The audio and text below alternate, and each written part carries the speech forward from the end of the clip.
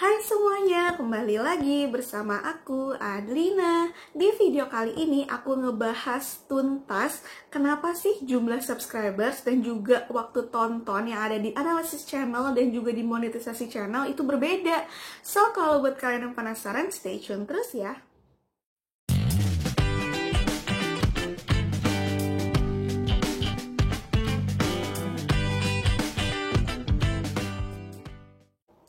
Oke, supaya kalian gak bingung, di sini aku mau ngejelasin dulu ya. Ini udah aku sering banget sih ucapin berulang-ulang kali.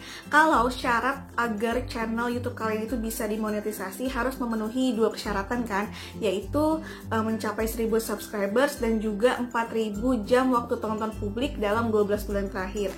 Nah, capaian syarat yang udah kalian dapat ini bisa kalian lihat di dalam monetisasi channel. Jadi ada menu gitu di YouTube Studio namanya monetisasi channel, dan dia tuh bisa menunjukkan gitu loh udah berapa sih subscribers yang dicapai dan juga berapa jam tayang yang udah dicapai. Nah, kemudian di dalam YouTube Studio itu sendiri itu terdapat lagi namanya menu analisis channel, yang mana itu biasanya angkanya akan berbeda dengan monetisasi channel. Dan di antara kalian tuh banyak banget yang nanya kayak bingung gitu, Kak, kenapa sih jumlah yang di analisis channel sama yang di monetisasi channel itu berbeda? Padahal sama-sama di YouTube Studio, dan mana yang harus dilihat, mana yang jadi patokan. Nah, di sini aku mau ngebahas kenapa hal itu bisa terjadi. Seperti yang udah aku jelaskan sebelumnya, kalau kalian tuh bisa memantau, bisa melihat gitu kan berapa sih jumlah subscribers dan juga jam tayang yang udah dicapai untuk nantinya kayak tinggal sisanya berapa lagi gitu untuk memenuhi persyaratan monetisasi, yaitu di menu monetisasi channel yang ada di YouTube Studio. Nah, permasalahan yang ada adalah kalian tuh kayak banyak banget yang ngeluh kalau misalkan jumlah subscribers dan juga jam tayang yang ada di analisis channel aku tuh udah segini Kak, udah banyak banget jumlahnya, tapi kok kenapa ya yang tercantum di dalam menu monetisasi channel itu baru sekian gitu, lebih dikit. Otomatis kan kayak ada perbedaan jumlah gitu. Nah, di sini yang menjadi kekhawatiran kalian adalah jangan-jangan subscribers atau jam tayangnya itu nggak kehitung atau mungkin hilang gitu kan. Terus juga ngerasa kalau misalkan sia-sia banget nih aku udah ngumpulin subscribers, udah ngumpulin jam tayang, tapi kok hasilnya beda gitu kan. Jadi kenapa di sini banyak banget pertanyaan-pertanyaan kayak gitu, dan aku pengen ngejelasin. Oke, supaya kalian ada gambaran, aku mau kasih contoh data dari salah satu subscribersnya aku. Terima kasih banyak buat Husnul Khotimah yang udah ngizinin aku buat nge-share datanya dia. Jadi sebelum dimonetisasi, dia juga nanya tuh sama aku, Kak, kenapa sih kok jumlah atau data subscribers dan juga jam tayang yang ada di analisis channel dengan yang ada di monetisasi channel itu berbeda gitu, karena dia ngirimin screenshotan kayak gitu. Kenapa aku lebih milih untuk pakai contohnya si subscribers aku ini dibandingkan sama punya aku? Karena kalau punya aku kan aku alhamdulillah udah lolos monetisasi ya, jadi kurang relevan kalau misalkan aku ngejelasin ini dan aku nggak ada contohnya untuk perbandingan gitu loh. Nah, kalau misalkan aku pakai subscribers aku ini, itu kalian bisa ngeliat lebih jelas gitu kan perbedaannya, mana sih yang dimaksud bedanya itu gimana. Nah, aku mau bacain sambil aku akan tampilkan gambarnya yang punya si Husnul Khotimah itu. Kalau yang ada di analisis channel, yaitu waktu tontonnya sudah mencapai 4.300 waktu tonton gitu kan. Kemudian subscribersnya juga udah lebih dari 1.700.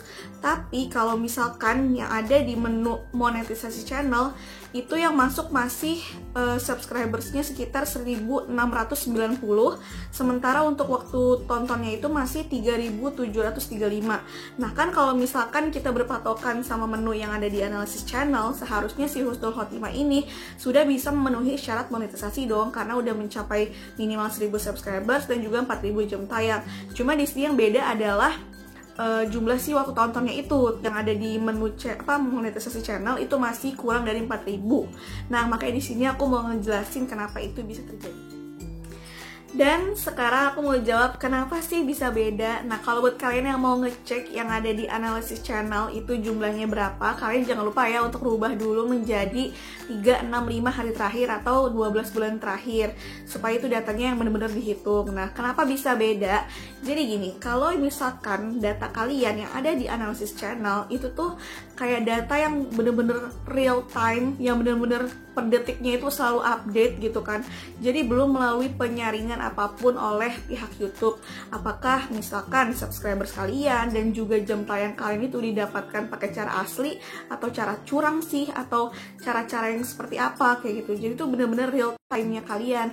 Makanya jumlahnya itu akan lebih besar dibandingkan dengan yang ada di monetisasi channel. Kalian bisa lihat deh kalau misalkan kalian lagi buka YouTube Studio, terus di bagian pojok kanan atas itu ada tulisan real time yang kayak titik biru kedap-kedip gitu. Nah itu tuh menunjukkan kalau misalkan itu tuh kayak selalu aktif untuk ngupdate per detiknya juga gitu ibaratnya. Nah tapi kalau untuk yang di menu monetisasi channel yang aku bilang buat kalian melihat udah berapa nih capaian yang kalian dapatkan gitu kan, itu tuh sudah melalui penyaringan oleh pihak YouTube.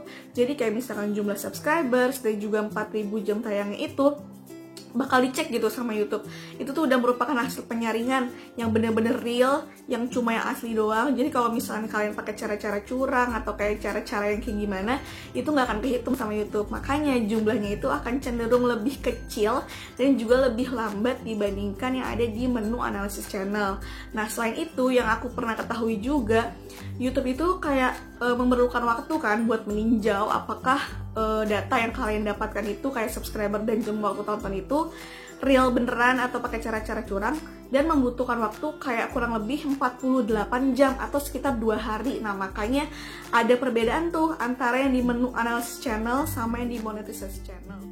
Jadi Kak Adelina, mana nih yang harus jadi patokan? Nah jawabannya adalah buat kalian yang sekarang lagi menuju untuk memenuhi proses tahapan monetisasi, patokan kalian itu pokoknya yang udah kalian capai subscribersnya maupun jam tayang, lihatnya yang di menu monetisasi channel, karena itu sudah melalui penyaringan oleh tim YouTube. Jadi kayak udah bener-bener akan kehitung masuk tuh di situ gitu. Jadi itu yang menjadi patokan kalian. Ya aku tunjukin gambarnya. Kalau misalkan seandainya kalian sudah memenuhi 2 persyaratan, yaitu minimal 1000 subscribers dan juga 4000 jam waktu tonton publik, itu di antara keduanya akan ada tanda checklist gitu kalau misalkan kalian sudah memenuhinya.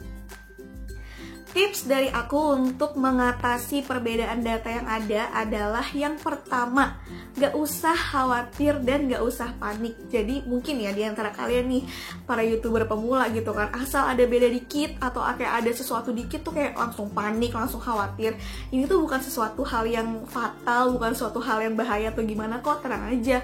Pokoknya subscribers ataupun jam tayang udah kalian kumpulkan itu gak mungkin kecuri sama YouTube atau hilang sama YouTube tuh enggak, kalau misalkan kalian dapetinnya dengan cara-cara yang real kayak gitu ya. Jadi intinya nggak usah yang bentar-bentar kepikiran lah ono ini gitu, nggak usah dibawa khawatir, nggak usah dibawa panik. Ini slow aja, santai aja, karena kan YouTube juga butuh waktu ya buat menyaring data yang real, mana data yang curang kayak gitu. Nah kemudian yang kedua adalah kalian fokus aja bikin video.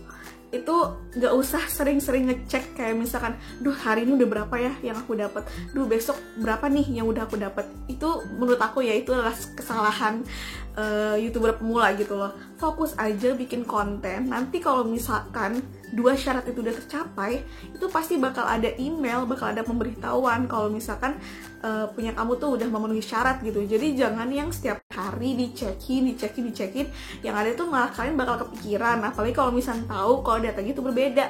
Jadi intinya nggak usah sering-sering ngecek ya. Kemudian tips yang ketiga atau tips yang terakhir untuk mengatasi perbedaan data yang ada adalah hindari dari sekarang subscribe for subscribe, atau yang lebih sering disebutnya subs for subs ya kayak gitu ya. Jadi kalian tuh saling subscribe dia di dalam waktu yang berdekatan antara orang yang satu dengan orang lainnya, itu tuh bisa banget lo kebaca sama YouTube. Dan hati-hati aja yang udah aku bilang tadi, kalau YouTube itu tuh lebih pintar dari kita gitu kan, namanya juga pakai mesin gitu kan, pakai apalah udah canggih banget gitu. Dia bisa tahu loh itu kalian dapetin subscribersnya real atau pakai cara curang atau mungkin ngebeli kayak gitu kan. Sekarang ada kan yang beli-beli subscribers gitu. Please banget nggak usah ngelakuin cara-cara curang, karena percuma nanti yang ada itu subscribers kalian nggak kehitung gitu kan. Terus juga waktu tontonnya juga nggak kehitung. Jadi hindari banget cara-cara yang nggak real lah ibaratnya untuk mendapatkan atau mencapai syarat monetisasi tersebut. Nah terus gimana Kak Dina kalau misalkan udah terlanjur nih ngelakuin subscribe for subscribe. Nah, menurut aku ya, kalau misalkan selama belum mendapat teguran email dari YouTube, udah di stop aja, jangan dilanjutin, jangan nunggu juga sampai ada email peringatan pelanggaran sama YouTube gitu kan. Nanti yang ada kalian bakal nyesel tuh, nanti subscribers atau waktu tonton yang udah tercapai selama ini malah hilang atau kayak gimana ya gitu. Jadi intinya ngelakuinnya yang real-real aja, fokus untuk bikin konten. Yap, itu dia tadi adalah jawaban kenapa data yang ada di analisis channel dengan di monetisasi channel itu bisa berbeda. Semoga kalian udah gak penasaran lagi dan udah gak panik lagi ya. Semoga video kali ini bermanfaat. Jangan lupa buat like this video, subscribe dan komen, dan share seluruh sosial media yang kalian punya. See you on my next video. Dadah!